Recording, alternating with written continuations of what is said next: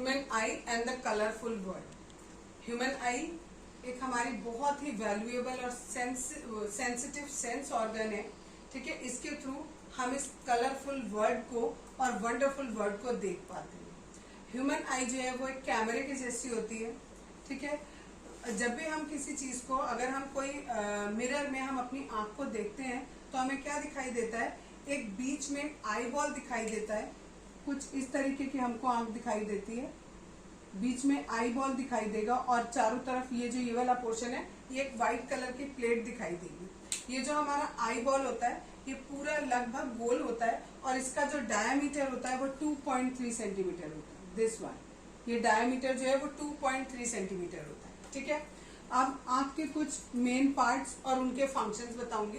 पहला है कॉर्निया, ये जो सबसे उभरा हुआ पार्ट है, आगे का बल्जिंग पार्ट जो होता है, इसको हम कॉर्निया बोलते हैं। ये क्या काम करता है, it allows light to enter into the eyeball. इस कॉर्निया की सहायता से ही जितनी लाइट होती है वो अंदर आईबॉल के अंदर जा पाती है। रेटिना किसे कहते हैं, ये जो लास्ट में लेयर है दिस वन, ये वाली, ठीक है, इसको हम रेटिना कहते हैं। इस रेटिना के ऊपर इमेज बनती है, ठीक है, इस रेटिना के ऊपर इमेज बनती है।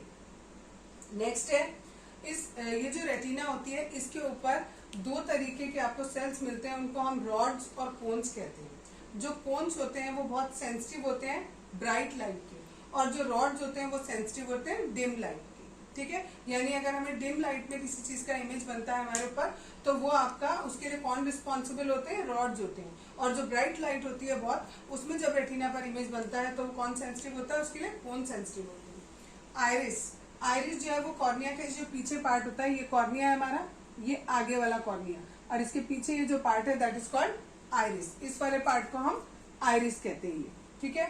इसके बाद है प्यूपिल, ये वाला जो पोर्शन होता है बीच का लेंस का, ये वाला पोर्शन जो होता है इसको हम कहते हैं प्यूपिल। ये डिसाइड करता है कि कितनी लाइट हमारी आंख के अंदर जाएगी, ठीक है।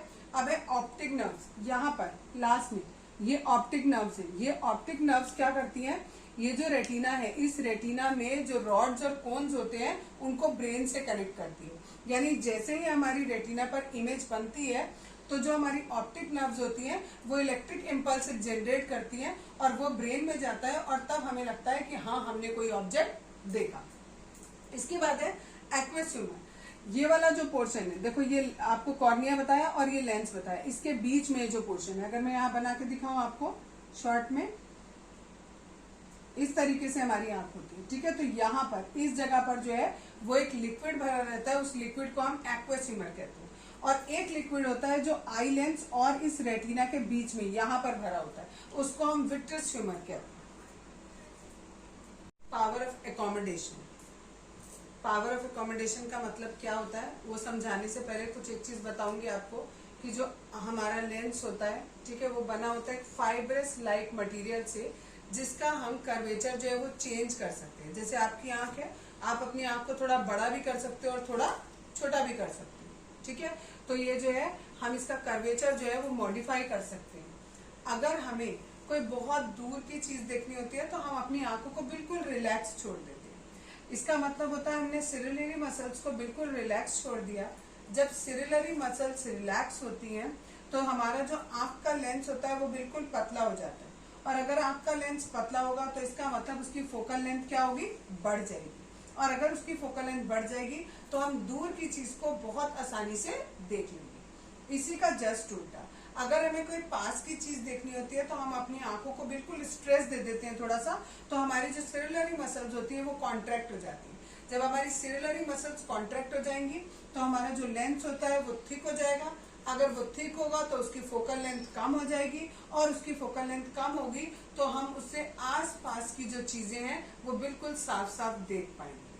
अब आते हैं पावर ऑफ एकोमोडेशन पर। हमने क्या किया, अपनी इसकी सिरिलरी मसल्स की हेल्प से कभी हमने लेंस को छोटा कर दिया, कभी हमने लेंस की फोकल लेंथ को, ठीक है, लेंस को नहीं, लेंस की फोकल लेंथ को कभी बड़ा कर दिया, कभी छोटा कर दिया, अकॉर्डिंग टू आवर सिचुएशन। अगर हमें दूर की चीज देखनी है तो हमने हमारी जो फोकल लेंथ थी उसको इंक्रीज कर दिया जिससे हम दूर की चीज देख पाए, और अगर हमें पास की चीज देखनी है तो हमने फोकल लेंथ को डिक्रीज कर दिया। इस तरीके से हमारी आंख में ये कैपेबिलिटी होती है कि वो अपनी फोकल लेंथ को चेंज कर सकता है, ठीक है, इसी पावर को हम क्या कहते हैं, पावर ऑफ एकोमोडेशन। यहाँ लिखा है the ability of eye lens to adjust its focal length is called power of accommodation. तो डेफिनेशन अगर आपको पूछी जाती है और 1 नंबर में आती है तो इतना बड़ा देने की जरूरत नहीं, केवल ये लिखो the ability of eye lens to adjust its focal length is called the power of accommodation. लेकिन अब आगे तो एक और चीजें हैं, दैट इज नियर पॉइंट और फार पॉइंट होता है। किसी भी नॉर्मल आंख के लिए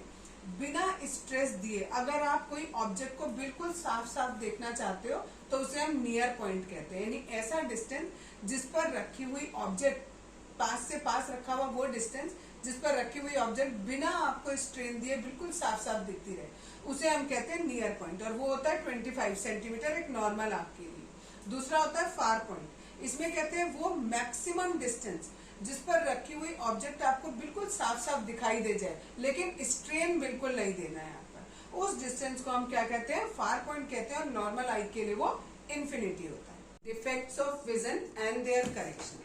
जैसे जैसे हमारी एज बढ़ती है हमारी पावर ऑफ एकोमोडेशन कम होती रहती है। पावर ऑफ एकोमोडेशन बताया था कि लेंस को एडजस्ट करना, ठीक है, वो हमारी जो पावर होती है वो हमारी कम होती रहती है जैसे जैसे हमारी एज बढ़ती रहती है। उसके अकॉर्डिंग अगर ऐसी सिचुएशन होती है कि हमारी पावर ऑफ एकोमोडेशन कम हो रही है, कभी कभी एज के अकॉर्डिंग होती है और कभी कभी बिना एज के अकॉर्डिंग भी, मतलब एज नहीं होती उतनी उसकी, तब भी हमारी जो पावर ऑफ एकोमोडेशन है वो कम हो जाती है। अगर ऐसी कंडीशन होती है तो हमें रिफ्रैक्टिव डिफेक्ट्स हो जाते हैं आई के। वो 3 डिफेक्ट होते हैं, ठीक है। पहला होता है हमारा myopia.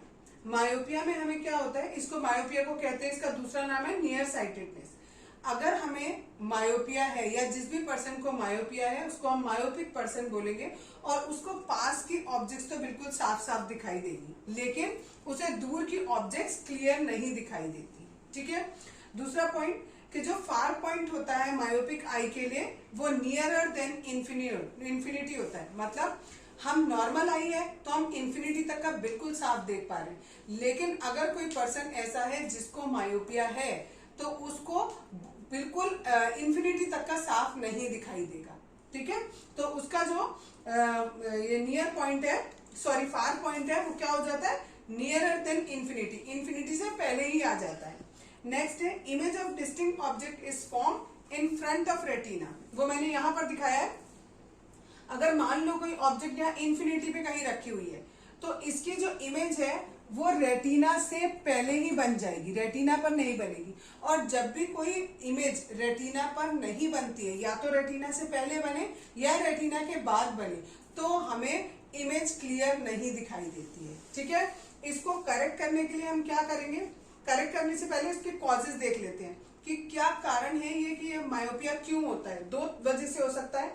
Excessive curvature of eye lens, ये जो आई लेंस है यहाँ पर इसका कर्वेचर बहुत ज्यादा बढ़ जाए, या दूसरा इलोंगेशन ऑफ आई बॉल, ये जो हमारा आई बॉल है इसका साइज थोड़ा बढ़ जाए। इन 2 केसेस में ये हमें मायोपिया हो सकता है। इसके करेक्शन करने के लिए हम इसमें कॉन्वेक्स लेंस, हम अपनी आंखों पर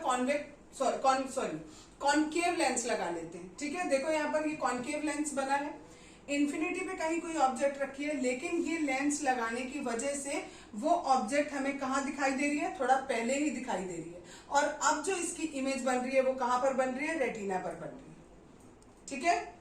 दूसरा डिफेक्ट होता है आई का हाइपरमेट्रोपिया। इसमें क्या होता है, इसमें हमें पहले इसको कहते हैं, इसको फार साइटेडनेस कहते हैं। इसमें जिस पर्सन को ये बीमारी होती है उसको दूर की ऑब्जेक्ट्स क्लियरली दिखाई देती हैं लेकिन पास की ऑब्जेक्ट साफ साफ दिखाई नहीं देती है। इनका जो नियर पॉइंट होता है, ऐसे जनरली नॉर्मल आई का जो नियर पॉइंट होता है वो 25 सेंटीमीटर होता है, लेकिन इसका और दूर चला जाता है नियर पॉइंट, ठीक है। यहाँ पर मैंने दिखाया भी है कि अगर सपोज एक नॉर्मल आई के लिए नियर पॉइंट ये वाला n है, तो अगर हमारी हाइपरमेट्रोपिक आई होगी तो उसके लिए नियर पॉइंट यहाँ चला जाएगा। यानी अगर मेरी आंख नॉर्मल होती तो मुझे अगर यहाँ का रखा हुआ बिल्कुल साफ दिखाई दे रहा होता तो, और अगर मुझे हो जाता हाइपरमेट्रोपिया तो मुझे इतनी दूर का रखा हुआ साफ दिखाई देता, ठीक है। यानी जो नियर पॉइंट होता है वो क्या चला जाता है, थोड़ा पीछे चला जाता है, ठीक है।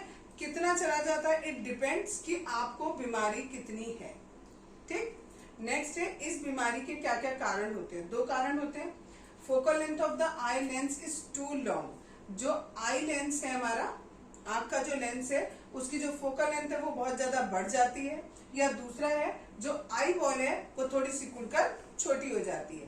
बिल्कुल जस्ट उल्टे हैं, जो हमारे मायोपिक के थे उसके जस्ट उल्टे कॉज हैं। यहाँ पर करेक्शन के लिए जैसे हम मायोपिक वाले में कॉनकेव लेंस लगा रहे थे, यहाँ पर हम कॉन्वेक्स लेंस लगाएंगे। जब हम देखो पहले यहाँ पर हाइपरमेट्रोपिक आई में होता क्या है एग्जैक्टली, हमारा पॉइंट कहाँ पर है, यहाँ पर है, ठीक, और हमें लग रहा है कि वो कहाँ पर, नियर पॉइंट हमारा यहाँ है, जबकि एग्जैक्टली वो कहाँ पर है, दूर चला गया है। लेकिन अगर हम यही मानेंगे, ऑब्जेक्ट हमारा यही है, हमारा नियर पॉइंट तो कहाँ पहुंच गया, यहाँ पहुंच गया, लेकिन ऑब्जेक्ट हमारी यही रखी हुई है, तो उसका जो इमेज बनेगा वो कहाँ बनेगा, रेटिना के बाहर बनेगा। जबकि अगर मायोपिक आई होती तो कहाँ बनता, रेटिना के अंदर ही बन जाता, पहले ही बन जाता, ठीक। इसको दूर करने के लिए हमने क्या किया, यहाँ पर एक कॉन्वेक्स लेंस लगाया।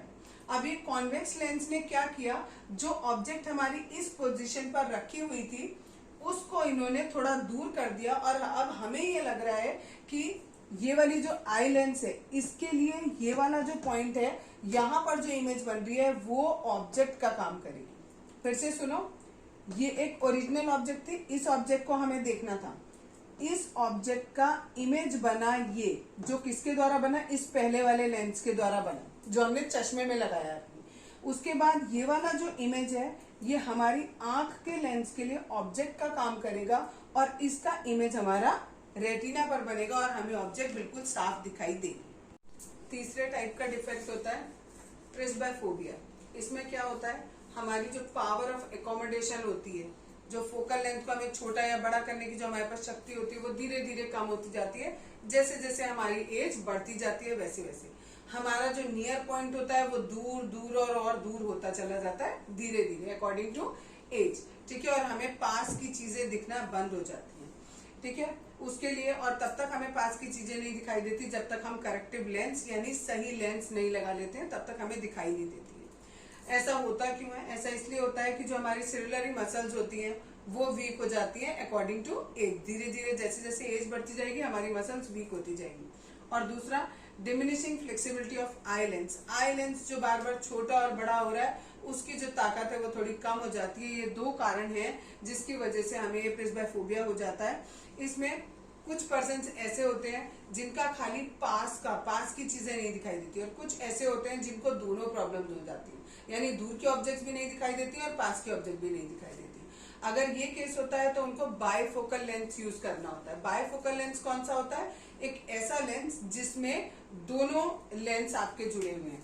जैसे आपका चश्मा है, चश्मे का सपोज ये एक लेंस है, ठीक है, तो इसमें जो ऊपर का पोर्शन है ये हमारा दूर के ऑब्जेक्ट्स आपको देखने में काम आएगा, और जो नीचे वाला है वो पास के ऑब्जेक्ट्स देखने में काम आएगा। तो यानी ये जो नीचे वाला होता है ये कॉन्वेक्स होता है और ऊपर वाला हमारा कॉनकेव होता है, ठीक है। इसको करेक्ट करने के लिए हम क्या कर सकते हैं, कॉन्टेक्ट लेंस यूज कर सकते हैं। आप लोगों ने सभी ने सुना होगा कॉन्टेक्ट लेंस के बारे में, वो यूज कर सकते हैं। या दूसरा दिया है through surgical intervention, means surgery कराकर भी कई बार आंखों की ये प्रॉब्लम दूर हो जाती है। Refraction of light through a prism. अभी तक हमने जो पढ़ा था इससे पहले वाले चैप्टर में, उसमें हमने पढ़ा था कि हमारे पास एक ही ग्लास स्लैब है और इस ग्लास स्लैब से रिफ्लेक्शन हो रहा था। कोई भी इंसिडेंट लाइट यहाँ आ रही थी, ये नॉर्मल बनाया, ऊपर हमारा एयर है, नीचे हमारा ग्लास है, तो क्या होगा, ये नॉर्मल के पास आ जाएगी रे, फिर हमने नॉर्मल बनाया, और अब क्योंकि ये ग्लास से वापस एयर में जा रही है तो ये दूर चली जाएगी नॉर्मल से। और हमने ये देखा था कि ये वाली लाइन और ये वाली लाइन, ये वाली इंसिडेंट थी, ये आपकी बाहर रिफ्लेक्टेड रे थी, निकलने वाली इमर्जेंट रे। इन दोनों, ये दोनों की दोनों रेज पैरेलल आती हैं, इनके बीच में लेटरल डिस्प्लेसमेंट होता है। सिमिलरली अब हमें यही चीज पढ़नी है, किसमें, प्रिज्म में पढ़नी है, ठीक है। पहली बात, प्रिज्म होता क्या है।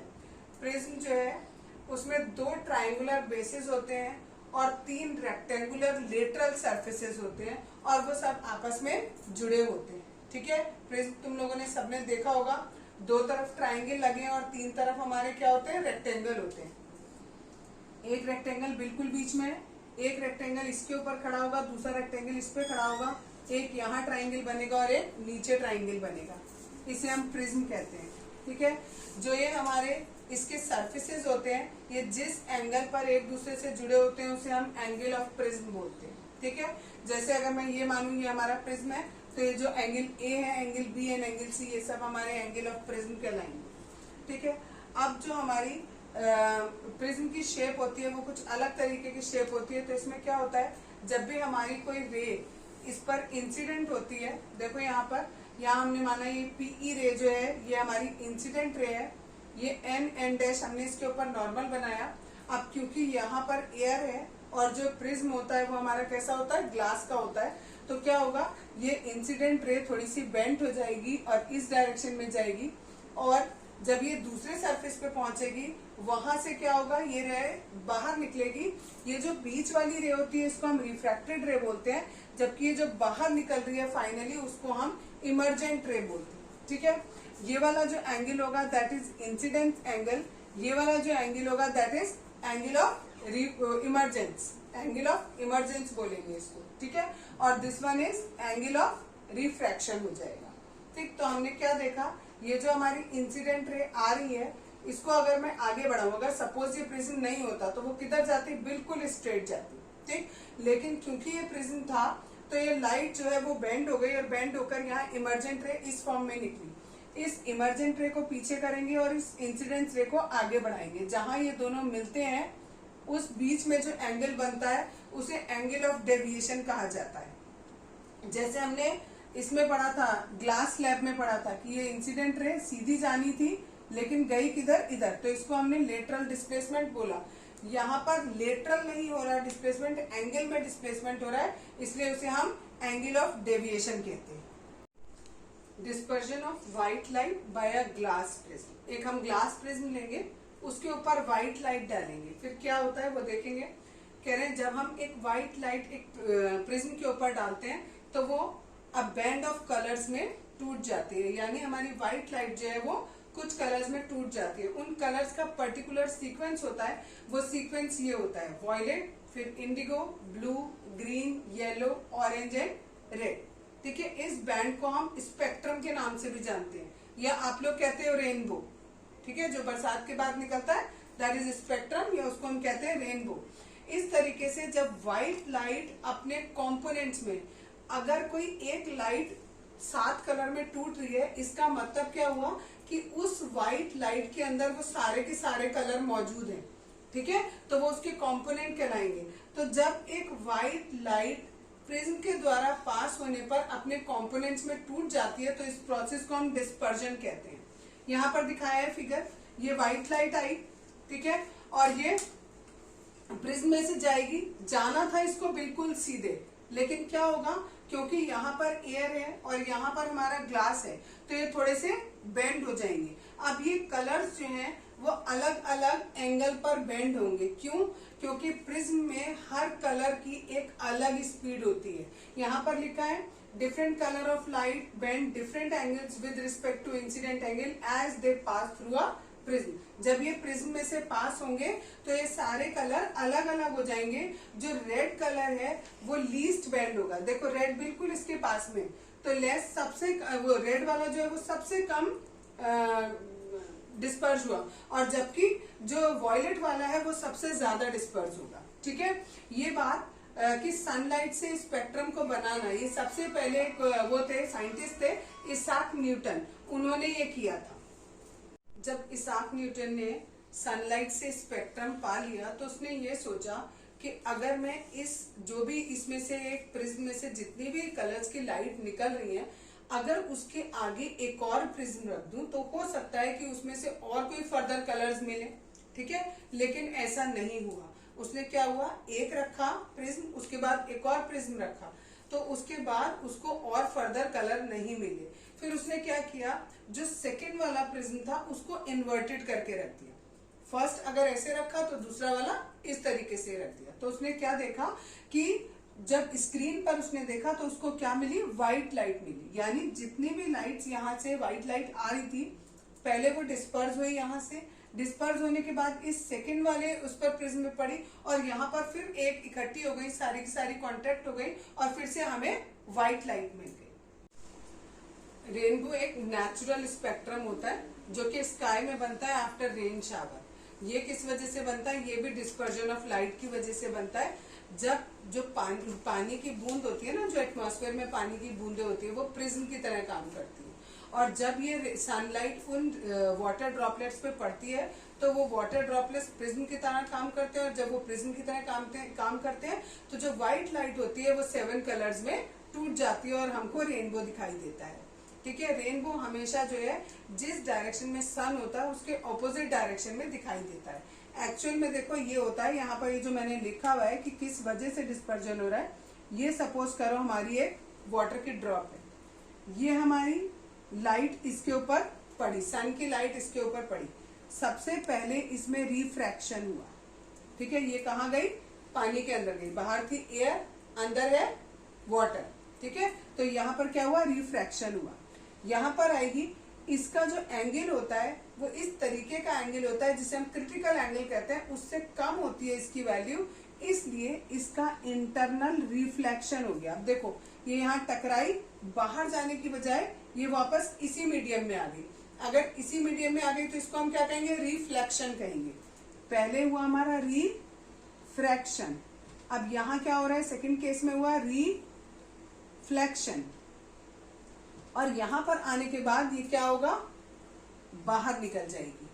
ठीक है, और जैसे ही यहां से बाहर निकलेगी तो क्या होगा? ये 7 कलर्स में ब्रेक हो जाएगी। ठीक है, 7 कलर में ब्रेक होगी और हमें क्या दिखेगा? यहाँ पर भी जो ये इंटरनल रिफ्लेक्शन होगा इसमें भी आपके 7 कलर्स टूटेंगे और ये भी आगे जाकर 7 कलर्स में ब्रेक हो जाएगी। अब देखो यहाँ पानी है और यहाँ बाहर फिर से एयर है, तो यहाँ पर फिर से क्या हो रहा है? रिफ्रैक्शन हो रहा है। ठीक है, और यहाँ पर जो भी ऑब्जर्वर होगा उसको वो रेनबो दिखाई दे जाएगा। यानी जब रेनबो बनता है तो 2 बार रिफ्रैक्शन होता है और 1 बार रिफ्लेक्शन होता है। पहले रिफ्रैक्शन, फिर रिफ्लेक्शन और फिर रिफ्रैक्शन। एटमॉस्फेरिक रिफ्रैक्शन किसे कहते हैं? Atmospheric refraction, the deviation of light from a straight line as it passes through the atmosphere is known as atmospheric refraction. यानी ऐसा रिफ्रैक्शन जो एटमॉस्फेयर की वजह से हो रहा। रिफ्रैक्शन कब होता है? जब हमारे पास 2 मीडियम होते हैं। सपोज करो कोई एक लाइट आती है किसी एक मीडियम में और वो जैसे ही दूसरे मीडियम में जाएगी तो वहां क्या होगा? रिफ्रैक्शन होगा। जब तक एक ही मीडियम रहता है रिफ्लेक्शन होता है, जैसे ही दूसरा मीडियम आता है रिफ्रैक्शन हो जाता है। तो एटमॉस्फेयर में, एटमॉस्फेयर की वजह से जो रिफ्रैक्शन हो रहा है उसे हम एटमॉस्फेरिक रिफ्रैक्शन कहते हैं। अब एटमॉस्फेयर की वजह से रिफ्रैक्शन कैसे होता है? आपको पता है एटमॉस्फेयर में बहुत सारी गैसेस होती है। ठीक है, कहीं धूल के पार्टिकल्स होते हैं, कहीं स्मोक होता है, कहीं फॉग होता है, बहुत सारी चीजें होती है।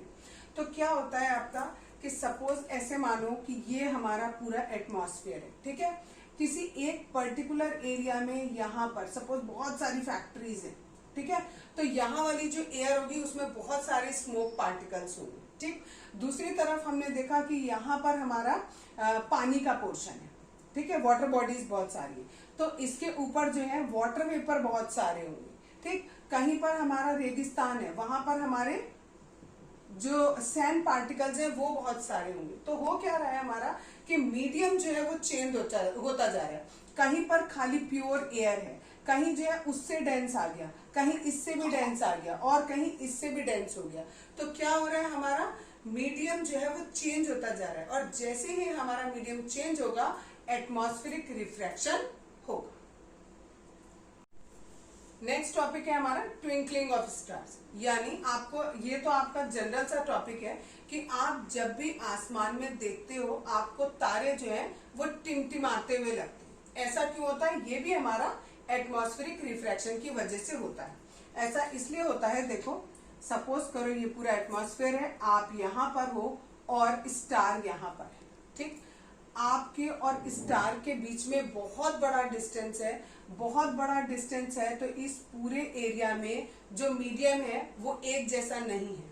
ठीक है, कहीं पर रेयर है, कहीं पे डेंस है, कहीं पे रेयर है, कहीं पे डेंस है। ठीक, आपने यहां से देखना शुरू किया, जब आप इसको, इसकी जो लाइट जब आपकी आंखों पे पड़ेगी तब आपको ये दिखाई देगा। ठीक, अगर सपोज करो यहाँ से लाइट आपकी आंख पर पड़ी, ये आपको दिखा, लेकिन विद इन अ सेकेंड क्या हुआ, बीच में हवा आ गई। जैसे ही हवा आई तो क्या हुआ, जो जिस एंगल पर ये आंख पर पड़ रहा था वो एंगल बदल गया, रिफ्रैक्शन हो गया, और हो सकता है वो हमें इधर दिखने लगे।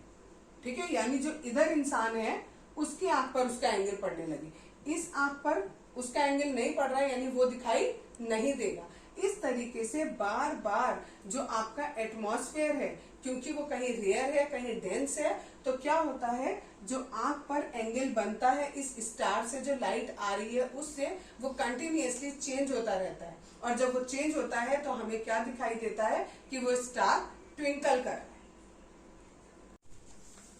Planets do not twinkle. अभी बताया था कि जो स्टार्स होते हैं वो क्या करते हैं, ट्विंकल करते हैं। ठीक, क्योंकि जो स्टार्स होते हैं वो बिल्कुल पॉइंट साइज सोर्स के होते हैं। ठीक, यहाँ पर क्या है, जो प्लैनेट्स हैं वो ट्विंकल करते हुए क्यों नहीं दिखते, इसका क्या कारण है, इसके दो कारण है। पहली बात ये कि जो प्लैनेट्स हैं वो बहुत दूर हैं। ठीक है, प्लैनेट्स आर मच, सॉरी दूर नहीं, पास है। ठीक है, बहुत पास है हमारे, किसके, अर्थ के बहुत पास है। और पास होने की वजह से वो कैसे लगते हैं, एक्सटेंडेड सोर्स लगते हैं। अगर हम एक पॉइंट बनाएंगे that is called point source, और अगर हम ऐसे लाइन लंबी बनाते हैं या ऐसे चौड़ी थोड़ी बनाते हैं तो इसको हम कहते हैं एक्सटेंडेड सोर्स। ठीक, जब कोई चीज आपके बहुत दूर होती है तो वहां से जो हमें लाइट आती हुई दिखती है वो एज अ पॉइंट सोर्स दिखती है। ठीक, और जबकि जो अगर कोई चीज हमारे बहुत पास होती है तो वो हमें एक्सटेंडेड सोर्स लगती है। ठीक, तो वो कह रहे हैं जो प्लेनेट है वो हमारे बहुत, अर्थ के बहुत पास है। पहली बात तो इसलिए वो हमें ट्विंकल करते हुए नहीं लगते, और दूसरी बात उन्होंने कहा कि ये हमें एक्सटेंडेड सोर्स लगता है। इसकी वजह से क्या होता है, इसकी वजह से जो भी ऑब्जर्वर है उस ऑब्जर्वर की आंख पर जितने भी एंगल्स बनते हैं वो सारे एक दूसरे को नलीफाई कर देते हैं, मींस कैंसिल आउट कर देते हैं। यानी सपोज करो ये कोई एक ऑब्जर्वर है और वो इस प्लैनेट को देख रहा है, और क्योंकि ये एक्सटेंडेड सोर्स ऑफ एनर्जी है तो यहां से जो लाइट आ रही है, देखो ऐसे करके बहुत सारी लाइट्स इससे आएंगी, इस पूरे से आएंगी तभी ये दिखाई देगा। तो इस वाले की वजह से जितना भी रिफ्रैक्शन हुआ है, यानी एंगल जितना भी चेंज हुआ है, सपोज करो इससे 2 डिग्री चेंज हुआ माइनस का, इस वाले से प्लस का 2 डिग्री चेंज हुआ, इससे माइनस का 3, इससे प्लस का 3, इस तरीके से जितने भी एंगल्स उस पे बनते हैं वो सारे के सारे एक दूसरे को नलीफाई कर देते हैं, और हमें जो भी हमारा प्लैनेट है वो जिस जगह होता है वो वहीं का वहीं दिखाई देता है, वो हमें ट्विंकल करता हुआ नहीं लगता है। Advance sunrise and delayed sunset, ये भी एक प्रोसेस है जो किसकी वजह से हो रहा है, एटमॉस्फेरिक रिफ्रैक्शन की वजह से हो रहा है। इसमें 2 केस दिए गए हैं आपको। एक एडवांस सनराइज, एडवांस सनराइज का मतलब है सन अभी तक राइज नहीं हुआ लेकिन हमें वो एडवांस में दिखाई दे रहा है 2 मिनट पहले। ठीक है, दूसरी चीज है डिलेड सनसेट, सनसेट हो गया लेकिन अभी भी हमको सन दिखाई दे रहा है, कितनी देर तक, 2 मिनट तक। ठीक है, ये किसकी वजह से होता है, ये एटमॉस्फेरिक रिफ्रैक्शन की वजह से होता है। ठीक है, जब कोई ऑब्जर्वर यहाँ अर्थ पर खड़ा हुआ है उसको एकदम जब वो होरिजन पे देखेगा, क्योंकि सन सेट होता हुआ और राइज होता हुआ हमें कहाँ दिखता है, जहां होरिजन होता है। होरिजन कहाँ होता है, जहां पर ऐसा लगता है हमें कि जमीन और आसमान मिल रहे हैं, वो वाली जगह को हम होरिजन कहते हैं। तो वो जो इंसान है वो कहाँ देखेगा, इस होरिजन पे देखेगा कि भाई सन सेट हुआ या नहीं हुआ। तो एक्चुअल में जब सन इस जगह पर होता है तो वो हमें इस जगह दिखाई देता है ड्यू टू एटमॉस्फेरिक रिफ्रैक्शन। ठीक है, नॉर्मल की वजह से, सॉरी, जब लाइट आती है और एटमॉस्फेरिक रिफ्रैक्शन की वजह से वो नॉर्मल से हट जाती है और वो ऑब्जेक्ट यहाँ पर होती है लेकिन वो हमको दिखाई देती है यहाँ पर। ठीक है, तो एक्चुअल में जब सन राइज का समय है तो सन अभी नीचे ही है, होरिजन के नीचे है, लेकिन वो हमें यहाँ दिखाई देने लगता है।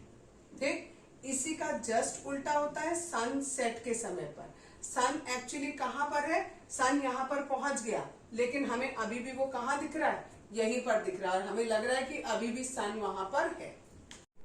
Scattering of light, scattering of light का मतलब होता है लाइट का स्कैटर कर जाना, मीन्स फैल जाना, ठीक है। उसी का एक एग्जाम्पल है, दैट इज टिंडल इफेक्ट। ये आप लोगों ने क्लास 9th में भी पढ़ा है। Scattering of light by particle in its path, अगर किसी रास्ते में कहीं से कोई लाइट आ रही है, उसके रास्ते में जितने भी पार्टिकल्स हैं, अगर वो लाइट को स्कैटर कर देते हैं तो हमें वो रास्ता दिखाई देने लगता है, ठीक है। उसको हम कहते हैं टिंडल इफेक्ट, ठीक। जब हमारा इसका टिंडल इफेक्ट के 2 एग्जाम्पल और हैं। एक कमरा है, उस पूरे कमरे में धुआं भरा हुआ है और एक छोटे से छेद से हम उसमें कोई भी लाइट अंदर डाल रहे हैं, तो क्या होगा, जिस रास्ते से वो लाइट जाएगी वो रास्ता हमें पूरा विजिबल हो जाएगा। दूसरा इसका एग्जाम्पल है, जैसे जंगल होता है, जंगल में जो सनलाइट होती है, वो जो पेड़ होते हैं, पेड़ की जो कैनोपी होती है, कैनोपी मीन्स ऊपर का जो पार्ट होता है उसका, उस पार्ट से छन छन के जो सनलाइट है वो नीचे अर्थ पर पड़ती है, ठीक है। उससे भी हमें पूरा पाथ लाइट का विजिबल हो जाता है कि बिल्कुल स्ट्रेट लाइन में हमारी लाइट ट्रेवल कर रही है। ये भी हमारा टिंडल इफेक्ट का एग्जाम्पल है। 2 एग्जाम्पल मैंने आपको बताया, ये क्वेश्चन पेपर में पूछा जाता है कि टिंडल इफेक्ट क्या है और उसके 2 एग्जाम्पल बताइए, ठीक है। अच्छा, जो बहुत छोटे पार्टिकल होते हैं वो ब्लू कलर की लाइट को स्कैटर करते हैं। हमें पता है जो सनलाइट होती है उसमें कितने 7 कलर्स होते हैं, ठीक है। तो जो बहुत छोटे पार्टिकल्स होते हैं वो ब्लू कलर की लाइट को स्कैटर करते हैं और जो बड़े होते हैं वो रेड कलर की लाइट को स्कैटर करते हैं। इसी वजह से जो हमें स्काई होता है वो भी कैसा दिखाई देता है, ब्लू कलर का दिखाई देता है, क्योंकि जो हमारा एटमॉस्फेयर है, उस एटमॉस्फेयर में जितने भी एयर के पार्टिकल्स हैं वो कैसे हैं, जितना आप ऊपर जाते रहोगे वो सारे के सारे पार्टिकल्स जो है वो फाइन होते रहेंगे, यानी छोटे होते रहेंगे। तो वो किस लाइट को स्कैटर करेंगे, ब्लू कलर की लाइट को स्कैटर करेंगे, क्योंकि मैंने बताया very fine particle scatter mainly blue light. इस वजह से हमें आसमान नीला दिखाई देता है। इसी के नीचे एक और है, जितने डेंजर सिग्नल बनाते हैं, लाइट के जितने भी सिग्नल बनाते हैं, रेड लाइट रेड कलर के बनाते हैं। क्यों बनाते हैं, क्योंकि रेड कलर की जो लाइट है वो स्कैटर बहुत कम होती है और स्कैटर ना होने की वजह से वो दूर से ही आपको दिखाई दे जाती है। अगर कोई लाइट स्कैटर हो जाएगी, फैल जाएगी, तो वो आपको साफ साफ दिखाई नहीं देगी। जनरली जैसे जब फॉग होता है तो सर्दियों के समय में हम क्या करते हैं, रेड लाइट्स ऑन करके चलते हैं गाड़ी की, ठीक है। किस वजह से, जिससे हमें दूर से ही पता लग जाए कि आगे कोई ना कोई गाड़ी जा रही है।